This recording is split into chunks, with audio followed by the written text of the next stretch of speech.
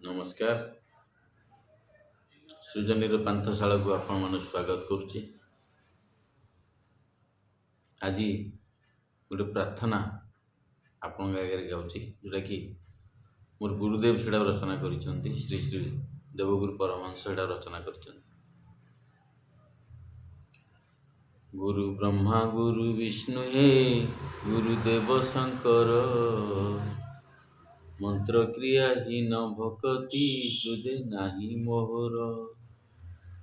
कि धने तो शिवी प्रभु हे तुमे कमलावर, कि मंत्र गायन पूजिबी आहे हृदयेश्वर। कि आसन देवी ठाकुरे खगपति आसन, देव ऋषि सदा करती तुम पୟରେ ध्यान।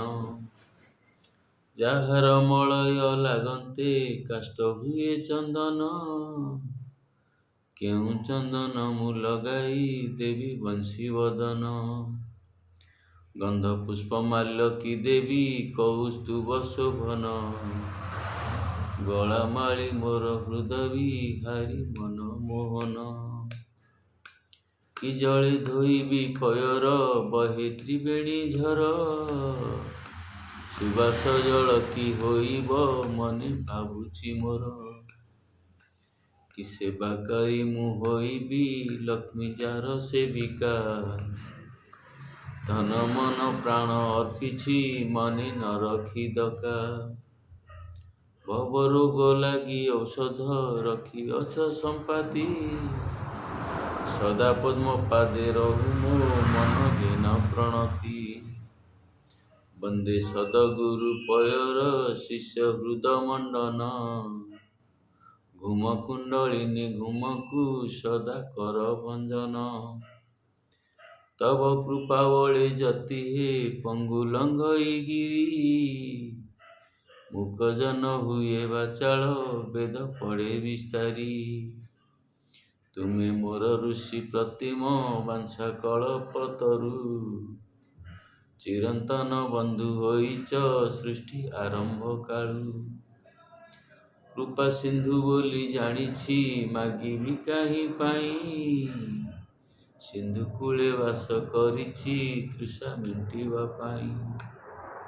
ଶ୍ରୀ ଗୁରୁ ପ୍ରାର୍ଥନା ଏତିକି ତବ କଞ୍ଜ ଚରଣେ, ନ ଭୁଲାଓ ମାୟା ମୋହରେ ଏହି ସଂସାର ବଣେ। ତ୍ରିଗୁଣ ରହିତ ସଦ୍ଗୁରୁ ପଶୁ ଅଛି ଶରଣ, ପୁଷ୍ପାଞ୍ଜଳି ସହ ଜୀବନ କରୁଛି ସମର୍ପଣ। ପୁଷ୍ପାଞ୍ଜଳି ସହ ଜୀବନ କରୁଛି ସମର୍ପଣ, ପୁଷ୍ପାଞ୍ଜଳି ସହ ଜୀବନ କରୁଛି ସମର୍ପଣ। ଜୟ ଶ୍ରୀ ସତ୍ୟନାରାୟଣ ସ୍ୱାମୀଙ୍କର ଜୟ। এই কবিতাটি প্রার্থনাটি গুরুদেব রচনা করছেন। আমার এই আশ্রম দেবগুরু পরমহଂସ ଆଶ୍ରମ ପ୍ରଭୁ ବିରାଜମାନ କରିଛନ୍ତି, ଅଭିରାମ ପରମହଂସ ଦେବ ବିରାଜମାନ କରିଛନ୍ତି।